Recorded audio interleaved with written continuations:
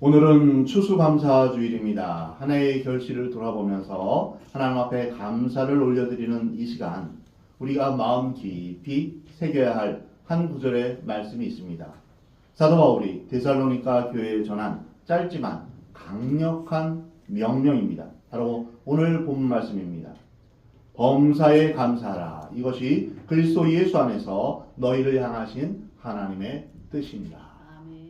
이 말씀은 단순한 도덕적 권면이 아닙니다. 이 구절은 감사의 신학, 감사의 삶, 감사의 구원론이 담긴 복음의 요양문입니다. 감사는 신앙의 부속품이나 신앙의 일부분이 아니라 그리스도인 존재의 본질입니다. 정말 우리가 그리스도인이라면 감사의 삶을 살아야 된다라는 것입니다. 오늘 우리는 이 말씀을 통해서 감사란 무엇인가, 그리고 어떻게 모든 일에 우리가 감사할 수 있는가, 이것을 함께 묵상해 보기를 원합니다. 첫 번째로, 감사는 하나님의 뜻입니다. 오늘 본문은 이렇게 시작합니다. 범사에 감사하라. 이것이 하나님의 뜻이니라. 여기서 하나님의 뜻이라는 표현은 매우 중요합니다. 많은 신앙인들이 하나님의 뜻이 무엇일까? 하나님의 뜻이 무엇인지 알게 해주세요. 과연 하나님의 뜻은 무엇이지? 이렇게 이제 궁금해하고 이것을 찾기 위해서 평생을 보냅니다. 그런데 하나님께서는 이미 그 뜻을 분명히 우리에게 알려주셨습니다. 그것은 바로 감사하는 삶입니다. 감사하라. 범사에 감사하라. 이것이 하나님의 뜻이니라. 하나님의 뜻은 단지 무엇을 하라, 하지 마라, 이게 아니라 어떻게 살아라 입니다. 태도의 문제입니다. 우리가 어떤 태도를 갖고 살아가야 할 것인가 입니다.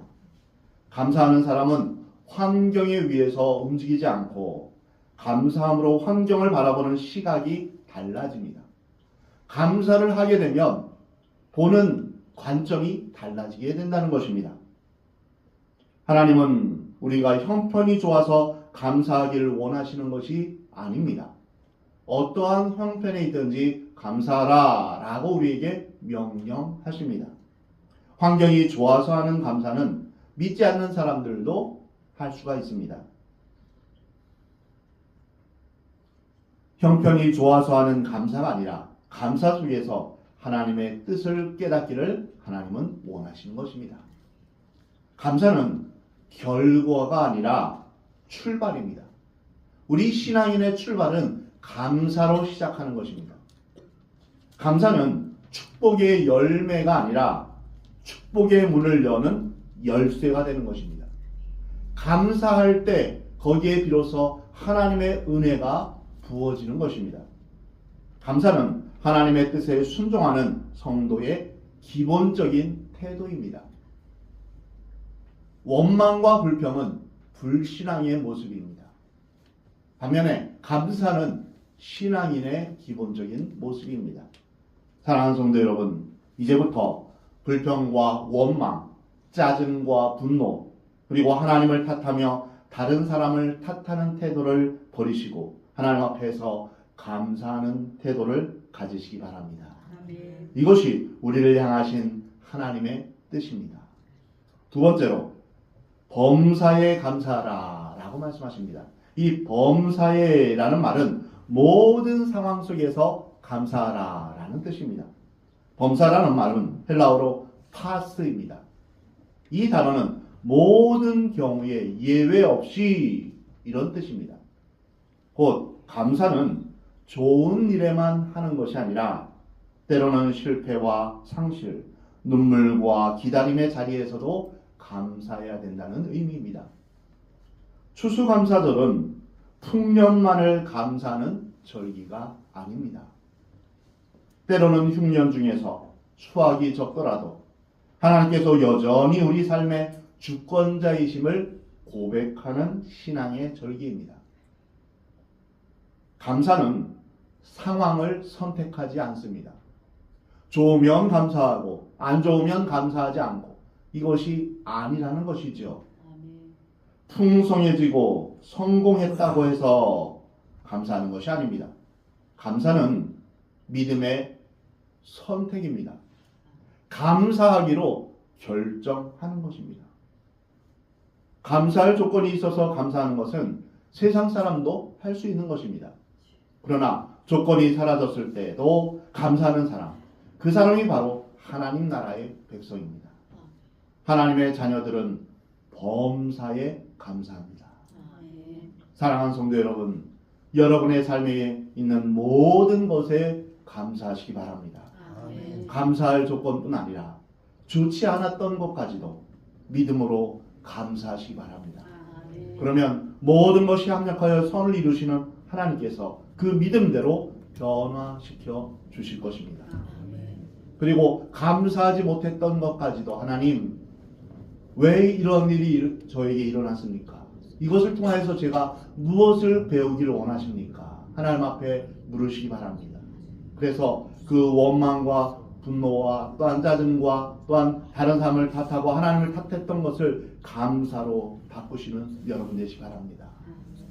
세 번째로, 감사는 믿음의 반응입니다. 감사는 단순한 감정이 아닙니다. 감사는 하나님에 대한 믿음의 반응입니다. 감사하지 못하는 이유는 환경 때문이 아니라 믿음이 약하기 때문입니다. 교회를 다니는 사람들 다수는 자신을 괜찮은 신자라고 그렇게 생각합니다. 자기 정도의 믿음이면 아무 문제가 없다 이렇게 생각합니다. 자기 정도 되면 비교적 하나님을 잘 섬기는 편이라고 여깁니다. 나 정도는 그냥 준수하지 괜찮지 이렇게 생각하기도 합니다. 그런데 다른 사람 눈에도 하나님 눈에도 그렇게 보일까요? 정말 아무 문제 없는 것처럼 보일까요? 우리는 우리 자신을 객관적으로 볼 수 있어야 됩니다. 우리 자신을 객관적으로 볼 수 있는 그런 하나의 그런 기준이 있습니다. 바로 시편 23편 말씀입니다. 시편 23편 말씀으로 보면 지금 우리는 스스로 하나님 앞에서 어떤 모습으로 서 있는가 이것을 확인할 수 있습니다. 시편 23편에서 다윗은 여호와는 나의 목자시니 내게 부족함이 없으리로다 이렇게 고백합니다. 그러나 모든 사람들이 모두 다윗처럼 이렇게 고백하는 것은 아닙니다. 어떤 사람들은 여호와는 나의 목자십니다. 여기까지는 인정합니다. 그렇게 말하면서도 나는 부족함이 많습니다. 나는 지금 부족함이 참 여러 개 있습니다. 이렇게 말하는 사람도 있다는 것이죠. 나의 배우자, 나의 자녀, 나의 상황, 내 삶의 여정은 왜 이 모양일까요? 불평합니다. 왜 이런 사람을 만나게 했나요? 왜 이런 일이 있게 됐나요? 내 삶의 부족함 투성이로 보여지는 것입니다. 감사하지 않는 것이죠.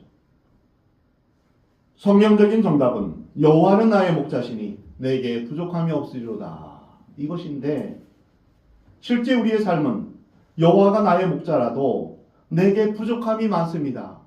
이것도 좀 채워주시고 이것도 좀 채워주시고 이거 부족한 거 좀 채워주시면 나는 좀 만족할 텐데요. 이렇게 말하는 것이죠.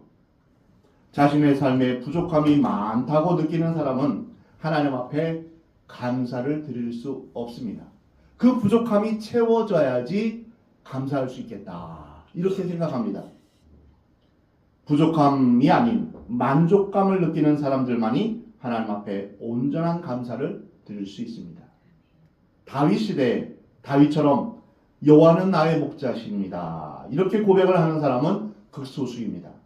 주변의 사람들 대부분 자기 만족의 근원을 하나님 아닌 다른 곳에 두고 있었기 때문입니다. 여호와 한 분만으로 만족하지 못하는 것이죠. 지금 이 시대도 마찬가지입니다. 다윗처럼 고백할 수 있는 그런 사람, 여호와 하나님만을 나의 목자라고 고백하는 사람은 아주 극소수입니다. 하나님 아닌 우상이나 돈, 권력, 쾌락, 명예, 자신의 능력을 만족의 근원으로 삼고 있는 것입니다. 우상을 섬겼던 이스라엘은 하나님을 완전히 버리고 바알과 아세라를 섬겼던 것이 아닙니다. 하나님도 섬기고 또 비가 안 오고 위급한 일이 생기면 바알 신전에 가서 우상에게도 빌었던 것입니다. 양다리를 걸친 것이죠. 믿음이 있는 사람들에게 있어서 우상 숭배는 이런 것과 같습니다.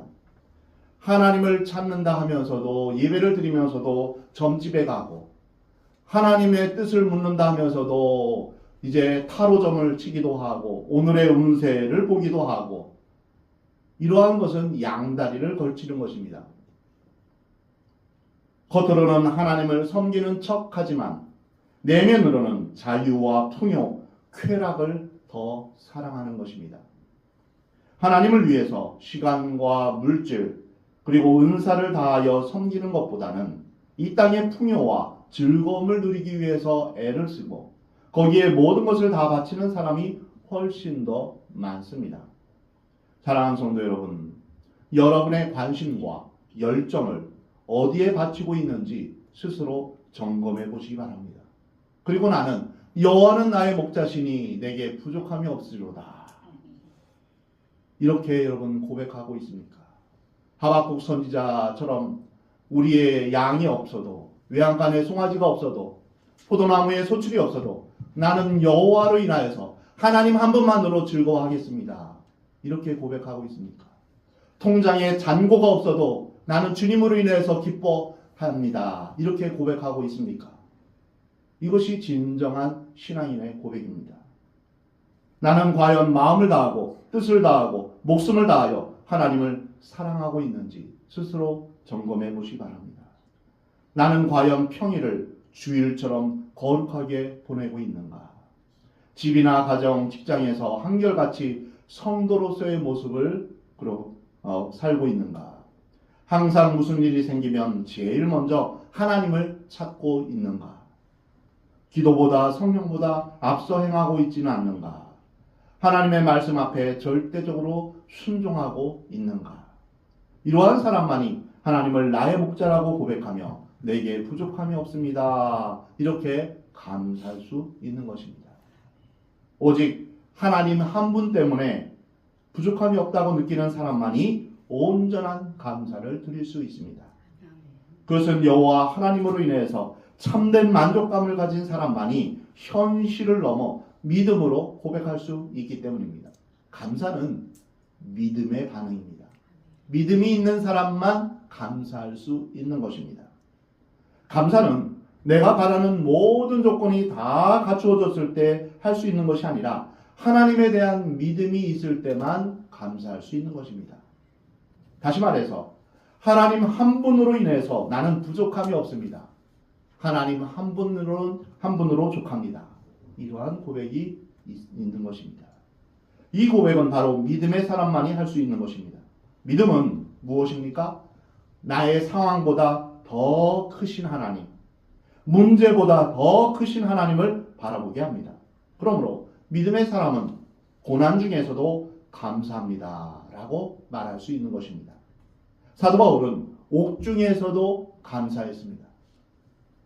감옥에 갇힌 사도 바울은 감옥 밖에 있는 빌립보 성도들을 향하여 빌립보 교회 교인들을 향하여서 주 안에서 항상 기뻐하라. 내가 다시 말하노니 기뻐하라. 감옥 안에 있는 사람이 감옥 밖에 있는 사람을 향하여서 너희는 주 안에서 기뻐하라. 이것을 계속 반복해서 말했던 것입니다. 이 기쁨과 감사는 어디에서 나온 것입니까? 바로 믿음에서 나온 것입니다. 그 사도 바울의 감사는 현실의 평탄함 때문에 감사한 것이 아니라 하나님이 여전히 나와 함께 하신다라는 확신에서 비롯된 것입니다. 내가 어딜 가든지 무엇을 하든지 주님은 나와 함께 하십니다. 여호와는 나의 목자시니 내게 부족함이 없으리로다. 푸른 초장 맑은 시냇물가로 가기도 하지만 어두운 사망의 음침한 골짜기로 갈 수도 있습니다. 그러나 주님의 지팡이와 주님의 막대기가 항상 나를 붙드시며 나를 도우십니다. 주님이 나와 함께 하신다는 고백이 있을 때 우리는 감사할 수 있는 것입니다. 감사는 상황의 문제가 아니라 관점의 문제, 신앙의 문제입니다. 어떤 관점을 가지고 있느냐, 어떤 믿음을 갖고 있느냐에 따라서 감사할 수도 있고 감사하지 않을 수도 있는 것입니다. 감사의 눈으로 세상을 보면 고통조차 은혜로 해석되는 것입니다. 그렇기에 감사는 단순히 좋은 감정이 아니라 하나님을 신뢰하는 신앙 고백입니다. 사랑하는 성도 여러분, 여러분 모두 다윗과 같이, 사도 바울과 같이 하나님을 온전히 신뢰하며 감사의 신앙 고백을 하며 사는 여러분이 되시기를 우리 하나님은 원하십니다. 네 번째로, 감사는 예수 그리스도 안에서 가능합니다. 오늘 본문 말씀을 보면 범사에 감사하라. 이것이 그리스도 예수 안에서 너희를 향하신 하나님의 뜻이니라. 그리스도 예수 안에서, 이것이 아주 중요한 조건입니다. 감사는 인간의 노력으로 만들어낼 수 있는 감정이 아닙니다. 예수 그리스도 안에 있을 때 비로소 감사의 근원이 열리는 것입니다. 예수님은 십자가의 고난 속에서도 감사의 기도를 들으셨습니다. 마지막 만찬자리에서도 떡을 가지고 축사하시다라는 건 감사하시며 축복하며 감사하며 떡을 떼어주신 것입니다. 죽음을 앞두고도 감사하신 한 예수님이야말로 바로 참된 감사의 모델입니다. 우리는 예수 그리스도 안에서 구원을 받았고 죽음 대신 생명을, 절망 대신 소망을 얻게 되었습니다. 예수님을 통하여서 우리에게 주신 그 하나님의 크고 놀라우신 은총과 또한 하나님의 놀라운 선물을 우리가 기억할 때 감사하지 않을 수 없습니다. 이보다 더 큰 감사의 이유가 어디에 있겠습니까? 저 지옥에서부터 우리를 건져내어서 하나님의 나라로 우리를 인도해 주신 것, 이거보다 더 큰 감사가 어디에 있겠습니까? 감사는 구원의 결과이며 감사하지 않을 수 없는 은혜의 반응입니다. 내가 어떠한 은혜를 받았는가, 이것을 생각하면 우리가 저절로 감사하게 되어 있는 것입니다. 예수 그리스도 안에 있는 자는 어떤 환경에서도 감사할 수 있는 이유를 잃지 않습니다. 여러분 모두 그 예수 그리스도 안에 거하시기를 바랍니다. 늘 성령 충만하기를 여러분 간구하시기 바랍니다. 성령 충만한 사람이 감사할 수 있습니다. 반면에 성령 충만하지 않으면 불평과 원망과 짜증과 분노가 일어납니다. 그래서 내 마음 상태가 지금 어떠한가? 그래서 우리는 수시로 하나님, 저의 마음과 생각을 다스려 주옵소서. 예수 그리스도 안에 거하길 원합니다. 주님 안에서 늘 감사하길 원합니다. 우리의 마음을 주님 앞에 내어 맡기길 바랍니다. 그래서 예수님 안에서 늘 감사의 삶을 살아가기를 주의 이름으로 축원합니다. 다섯 번째로, 감사는 삶의 방향을 바꾸어 줍니다. 감사는 우리의 시선을 바꿉니다. 감사는 과거의 상처를 회복의 기회로 바꾸고 현재의 문제를 믿음의 훈련으로 변화시킵니다. 감사하면서 예전에 우리가 가졌던 그런 어려움과 고통의 시간들을 다시 한번 깨닫게 됩니다. 아, 원래 하나님은 이런 의도에서 이런 현상, 이런 것을 나에게 허락하셨구나 라는 것을 깨닫게 됩니다. 감사하는 마음은 불평의 입술을 잠재우고 하나님의 섭리를 신뢰하게 만듭니다. 감사하는 사람은 세상을 바라보는 눈이 달라집니다. 다른 사람은 왜 나에게 이런 일이 일어나는가 이렇게 묻지만, 감사하는 사람은 이 일 가운데 하나님께서 무엇을 가르쳐 주시는가, 이것을 묻습니다. 하나님, 이 일을 통해서 저에게 가르쳐 주시는 것이 무엇입니까? 이 질문을 한다는 것이죠.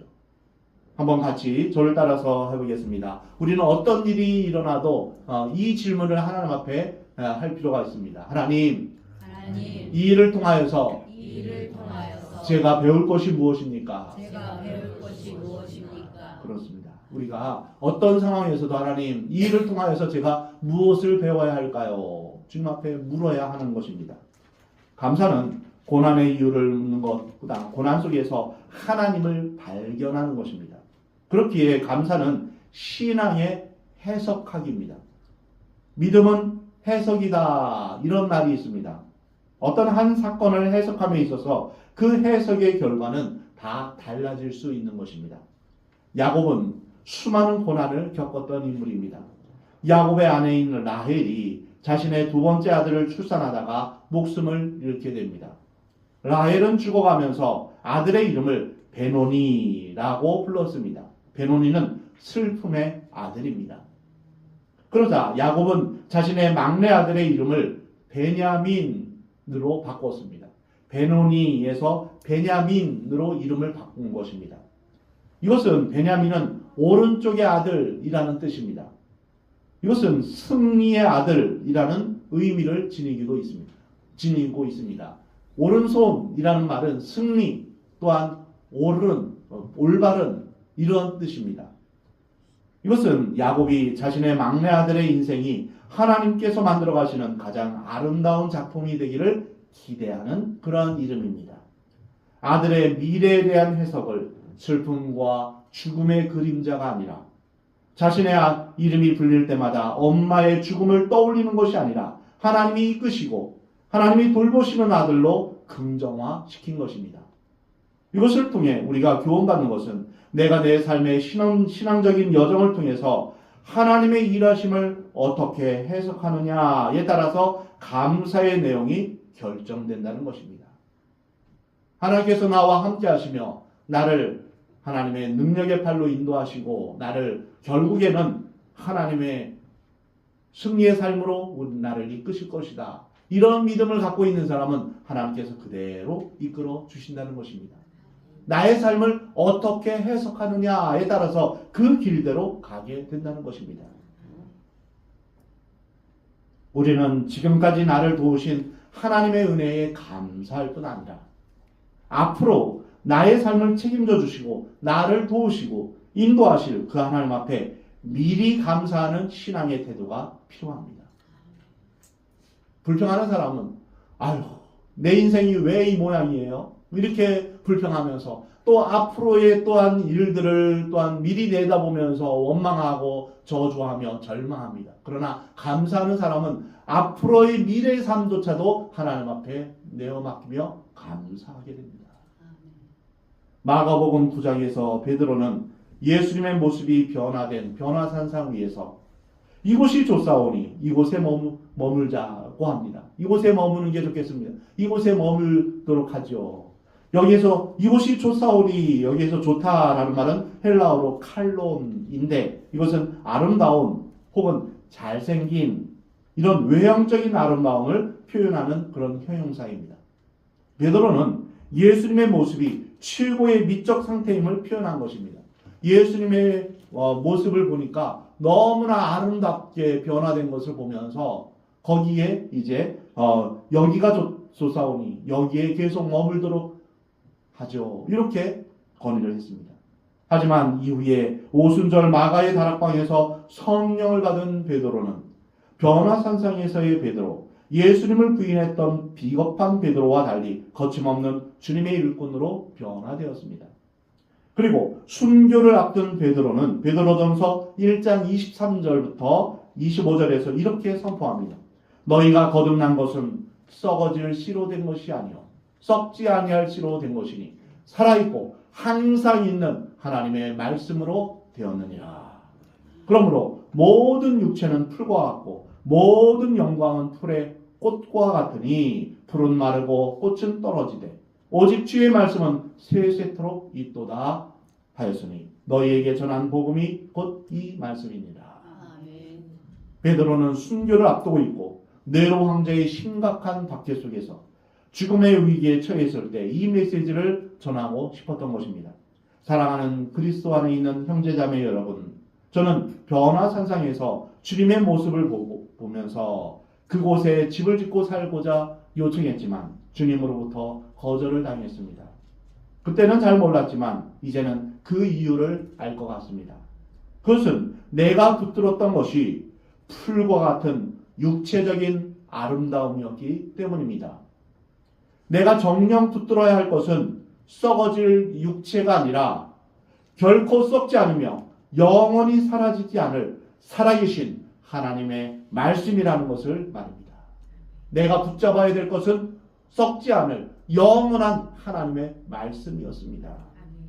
형제여, 자매여, 죽음의 공포가 우리 앞에 있지만 영원히 썩지 않을 하나님의 말씀을 붙잡고 이 위기를 이겨나갑시다. 베드로는 이렇게 메시지를 전하고 있는 것입니다. 목사인 저는 수많은 장례 예식을 지켜보았고 장례 예식을 집례도 많이 했습니다. 고인이 누운 관 위에 흰 천을 씌우고 꽃을 뿌리지만 이것마저도 흙과 함께 썩어진다는 것입니다. 우리가 분명히 알 것은 우리의 육신은 썩어지지만 하나님의 말씀만은 결코 썩지 않을 것이라는 것입니다. 베드로가 어떻게 이 진리를 깨닫고 복음의 눈을 뜨게 되었을까요? 어떻게 이러한 엄청난 변화를 겪었을까요? 바로 오순절 성령의 역사를 인격적으로 경험했기 때문입니다. 그런 이후부터 완전히 달라져서 자신의 신앙적 삶에 대한 해석을 하나님이 원하시는 방향성을 가지고 올바르게 삶을 해석하고 이해하게 되었다는 것입니다. 베드로에게 임한 가장 큰 감사의 조건은 삶의 태도를 자기 중심에서 하나님 말씀 중심으로 해석하기 시작했다는 것입니다. 우리의 삶도 마찬가지입니다. 우리가 나의 삶의 모든 여정을 내가 판단하는 것이 아니라 하나님 중심으로 하나님의 말씀에 비추어서 하나님의 관점에서 해석할 수 있어야 됩니다. 그래서 우리는 하나님 앞에 물어야 됩니다. 하나님, 저의 과거의 이러이러한 사건들은 왜 저에게 일어났는가요? 주님 앞에 물을 수 있어야 됩니다. 그리고 주님으로부터 응답을 받는 것입니다. 그리고 우리의 삶의 미래도 주님 앞에 내어 맡기는 것이 우리에게 필요합니다. 이러한 사람만이 오직 감사할 수 있는 것입니다. 사랑하는 성도 여러분, 여러분 모두 야곱과 같이 베드로와 같이 하나님의 말씀으로 자신의 삶을 해석할 수 있는 은혜가 있기를 주의 이름으로 축원합니다. 성령의 역사하심을 체험하여서 늘 감사의 삶을 살기를 주의 이름으로 축원합니다. 감사할 줄 모르고 원망과 불평만 일삼는 사람은 신앙의 깊이가 얕습니다. 그러나 감사를 배우는 사람은 하나님을 더 깊이 아는 사람입니다. 성령의 충만함으로 인하여서 하나님과 깊이 만남으로 인하여서 무슨 일을 만나든지 늘 감사하는 여러분이 되시기를 우리 주님은 원하십니다. 여섯 번째로 감사는 공동체를 세웁니다. 감사는 개인적인 감정이 아니라 공동체의 영성입니다. 공동체가 서로 감사합니다. 감사합니다. 이 말이 있을 때 공동체가 든든히 세워집니다. 근데 원망만 하고 불평만 하고 서로 짜증내고 미워하고 분열되는 것은 공동체가 서로 세워지지 않습니다. 감사하는 사람은 불평 대신에 위로를 나누고 원망 대신에 격려를 전합니다. 우리 가정 공동체도 마찬가지입니다. 그리고 교회 공동체도 마찬가지고 어느 사회건 불평과 원망이 있으면 갈라지고 분열됩니다. 감사의 공동체는 은혜의 향기가 흐르는 그러한 교회가 됩니다. 추수감사절은 함께 모여 하나님께 드리는 공동의 감사입니다. 함께 드리는 감사의 시간입니다. 특별히 우리는 추수감사절을 맞아서 성찬식에 함께 참여하면서 예수님께서 우리에게 행하신 놀라운 은혜를 기억하며 우리를 구원하신 그 사랑에 동참하게 됩니다. 예수님께서 우리를 위해서 십자가에서 살을 찢기시고 피를 흘리신 것을 기억하며 예수님의 살을 먹고 그 피를 마시는 예식에 참여함으로 예수님과 하나 되고 또한 우리가 예수님 안에서 한 지체가 되는 것을 확인하는 시간입니다. 이 얼마나 놀라운 은혜입니까? 우리가 함께 감사함으로 예배할 때 그 감사와 찬양, 진심으로 드리는 그 예배를 통해서 하나님의 임재를 경험하며 교회는 믿음 안에서 든든하게 세워지며 하나가 되는 것입니다. 사랑하는 성도 여러분, 감사는 신앙의 끝이 아니라 시작입니다. 감사는 응답받았기 때문이 아니라 믿음의 태도입니다. 감사하지 못하는 사람은 이미 기쁨을 잃은 사람입니다. 그러나 감사하는 사람은 광야에서도 찬송하며 하나님께 영광 돌립니다. 하나님께서 우리에게 말씀하십니다.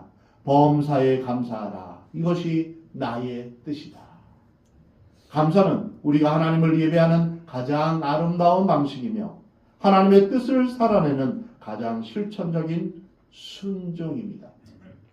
감사하지 않은 것은 바로 불순종의 삶을 살아가는 것입니다.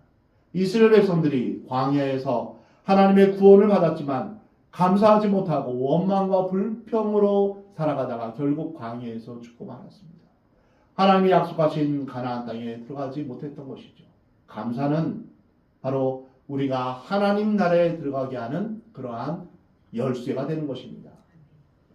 감사로 그 문에 들어가며 라는 시편 기자의 고백이 있습니다. 감사로 우리는 하나님 나라에 들어갈 수 있는 것입니다. 사랑하는 성도 여러분, 오늘 추수감사주일에 풍성한 열매보다 더 귀한 감사의 고백을 주님 앞에 올려드리시기 바랍니다.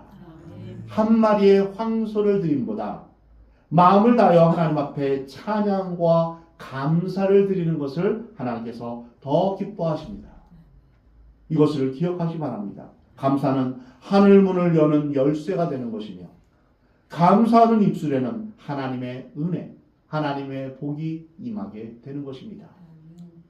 예수 그리스도 안에서 성령의 충만함 가운데 모든 일에 감사하는 저와 여러분이 되시기 바랍니다. 그래서 하나님의 뜻을 이루고 하나님의 말씀에 순종하는 복된 여러분의 삶이 되기를 우리 하나님은 원하십니다.